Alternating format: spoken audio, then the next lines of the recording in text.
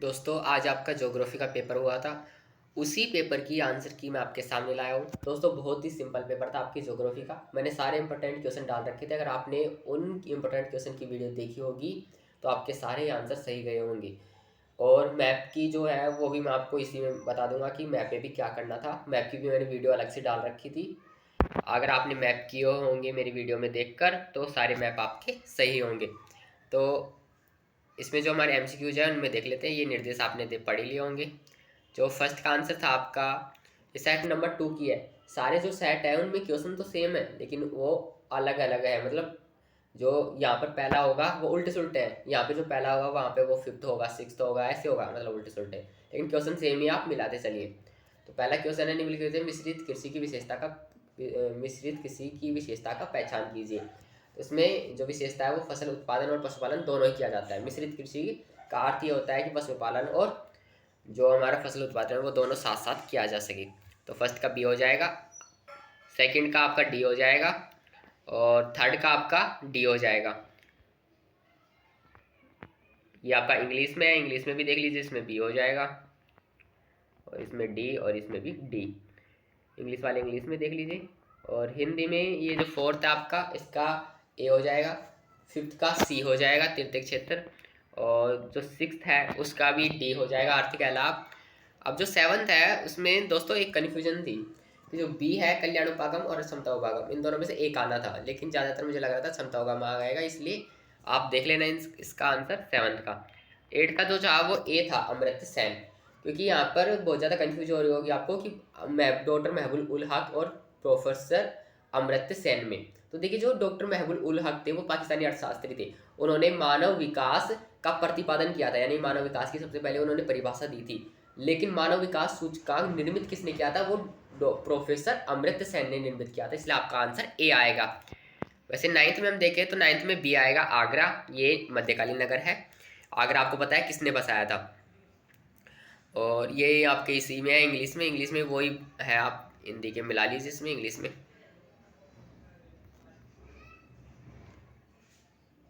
ऐसे ही 10 में आपका बी था, नीति आयोग। आपको पता है 2015 में ये योजना आयोग का नाम बदल के नीति आयोग कर दिया गया। और 11 का भोपाल हो जाएगा, प्रशासनिक नगर। 12 का हम देखें तो इसमें बी हो जाएगा, ये अनुसूचित जनजाति क्षेत्र नहीं है। और 13 का हो जाएगा डी। ऐसे ही 14वें का हो जाएगा बी। ये इंग्लिश में आपके सारे ऐसे कैसे। और आपके जो ये केस स्टडी वाले थे इसमें आपको पढ़ना था झाबुआ जिला के बारे में देखा है, जो मध्य प्रदेश का एक पिछड़ा हुआ जिला है, उसके बारे में दे रखा था। इसके आंसर है जो 15वें का है वो डी है, और 16वें का सी है, 17वें का बी है। आप मिलाते चलिए आपके पेपर में। और ये इंग्लिश में हो गए सारे। ऐसे ही जो 18 और 19 था वो भी स्रोत आधारित आपके प्रश्न थे। इसमें आपका ये पहला दे रखा है, परिवहन की उपयोगिता की व्याख्या कीजिए। ये आप बिना इसको पैराग्राफ को पढ़े भी आप दे सकते हैं, आपने पढ़ा है परिवहन क्या है। व्यक्ति और उत्पादित माल को एक स्थान से दूसरे स्थान पर ले जाने की सुविधा को परिवहन कहते हैं, इसकी उपयोगिता यही होती है। संचार शब्द को परिभाषित कीजिए, अपने भाव और विचारों को दूसरे व्यक्ति तक पहुंचाना संचार कहलाता है। संचार और परिवहन में अंतर आप बता सकते थे कि संचार में केवल भाव और विचारों को पहुंचाया जाता है, लेकिन परिवहन में खुद व्यक्ति और उसके उत्पादित माल को पहुंचाया जा सकता है। और इसमें 19वें में आपका जो जनसंख्या घनत्व वाले देश हैं उनका नाम दे रखा है। इसका जो फर्स्ट आंसर था ये इंग्लिश में ऐसे के, हाँ, जो इसका फर्स्ट है कि सबसे सघन जनसंख्या वाले देश का नाम बताइए, मतलब सबसे ज़्यादा जहाँ पर 1 किलोमीटर में ज़्यादा लोग रहते हैं वहाँ पर। तो इसमें चीन और भारत दोनों का नाम आप लिख सकते हैं। इसमें सबसे ज़्यादा चीन का आप देखिए तो चीन का जनसंख्या घनत्व तो ज़्यादा है, तो चीन का आप पहले नंबर भी लिखिए, फिर भारत का भी आप लिख सकते हैं। चित्र में एशिया महाद्वीप के कुल कितने देशों को दर्शाया? तो एशिया महाद्वीप के इसमें 5 देश दर्शाए गए हैं। कौन कौन से? देखिए जो बांग्लादेश है वो भी एशिया में पड़ता है, पाकिस्तान भी एशिया में पड़ता है, इंडोनेशिया भी एशिया में पड़ता है, दक्षिण एशिया में पड़ता है, और जो इंडिया है और चाइना ये भी एशिया में पड़ता है। रूस को हम इसलिए नहीं लेंगे क्योंकि रूस ना एशिया का देश है ना यूरोप का, दोनों ही यूरोप का मतलब दोनों ही महाद्वीपों का देश है, इसलिए उसे एशिया में नहीं लिया जाता। इसलिए 5 देश आपको लिखने थे इसमें। और एशिया में भूआर्थिक किस प्रकार जनसंख्या घनत्व को प्रभावित करती है, इसका भी आपको बताना था। और ये आपकी लघु उत्तरीय प्रश्न है 20 से 23 तक, ये 3 वाले हैं, ये तो आपने कर दिया होंगे। हम सीधे मैप पे आते हैं। ये इंग्लिश में भी है और ये 5-5 मार्क्स वाले हैं। देखिए दोस्तों, कल ही वाली वीडियो देखिए, उसमें मैंने बताया था कि भारतीय कृषि की किन्हीं 5 प्रमुख समस्याओं, मैंने कहा था कि बहुत मोस्ट इंपॉर्टेंट क्वेश्चन है, जरूर आएगा। और मैंने ये भी कहा था कि भारत के आयात संगठन के बदलते प्रारूप की व्याख्या कीजिए। और मैं आपको बताऊं, ये जो विश्व में जनसंख्या वितरण को प्रभावित करने वाले कारक, आप वो वीडियो उठा के देखिए एक बार, उसकी लिंक मैं डिस्क्रिप्शन में भी दे दूंगा, वो वीडियो देखिए एक बार, उसमें क्वेश्चन ये थे या नहीं थे। और 3 नंबर के हम देखें तो ये अब जो प्रौद्योगिकी नवाचार हो रहे हैं कि नई तकनीक आ रही है, तो उसके क्या क्या लाभ हो रहे हैं इसके बारे में आपको बताना था इसमें 30 मार्क्स वाले में। तो ये सारे ही मतलब बिल्कुल इम्पोर्टेंट क्वेश्चन मैंने बताए थे कल ही। अब हम मैप पे आए तो 29वां जो मैप था वो आपका वर्ल्ड का था। 7 में से आपको 5 स्थान पढ़ने थे, 7 तो ही बिल्कुल सरल थे। एशिया का जो अंतर्राष्ट्रीय वायुपत्तन था वो अदन है, वो मैं आपको अभी मैप में दिखा दूंगा। लाल सागर और भूमध्य सागर को कौन सी नहर है, मैंने बताया था स्वेज नहर है। तो और सी हम देखें उत्तरी अमेरिका का एक प्रमुख समुद्री पत्तन, तो देखिए जो उत्तरी अमेरिका है उसमें जो कनाडा में एक स्थान आपको दे रखा था, वहाँ से वैंकूवर से हैलिफैक्स तक गुजरता है, तो आपको वैंकूवर स्थान बताना है, मैं भी आपको बता दूंगा कहाँ पर है। पार ऑस्ट्रेलियन डेनमार्क का सिरे का स्टेशन, तो आपको पर्थ बताना था। अफ्रीका में चलवासी पशुचारण का एक क्षेत्र, तो आपको दक्षिण पश्चिम अफ्रीका बताते थे, जहाँ पर वो आपका टिक था, मैं भी आपको बता दूंगा।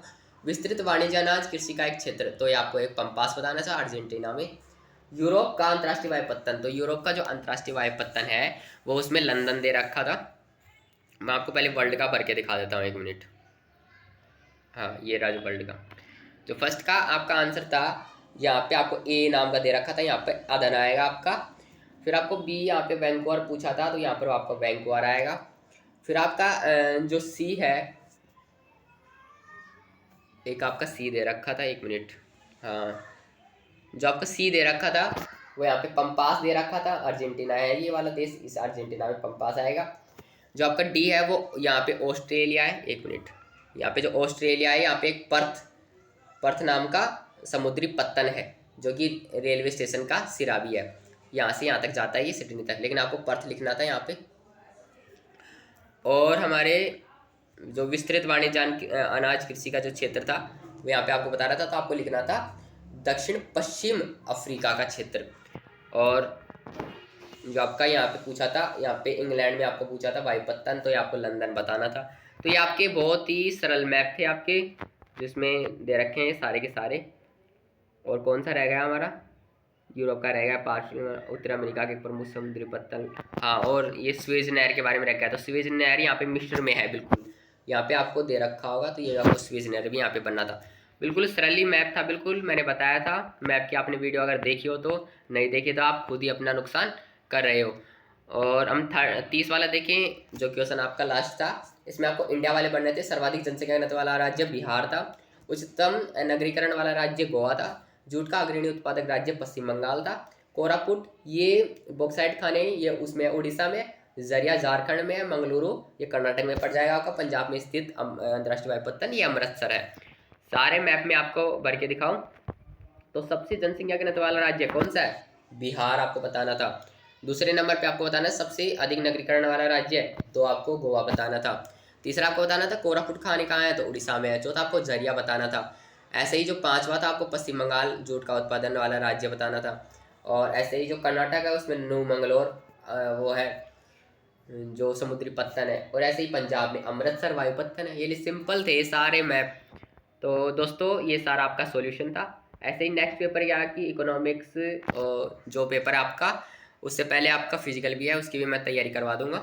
इसलिए चैनल को सब्सक्राइब कीजिए। मिलते हैं नेक्स्ट वीडियो में, तब तक के लिए बाय, जय हिंद।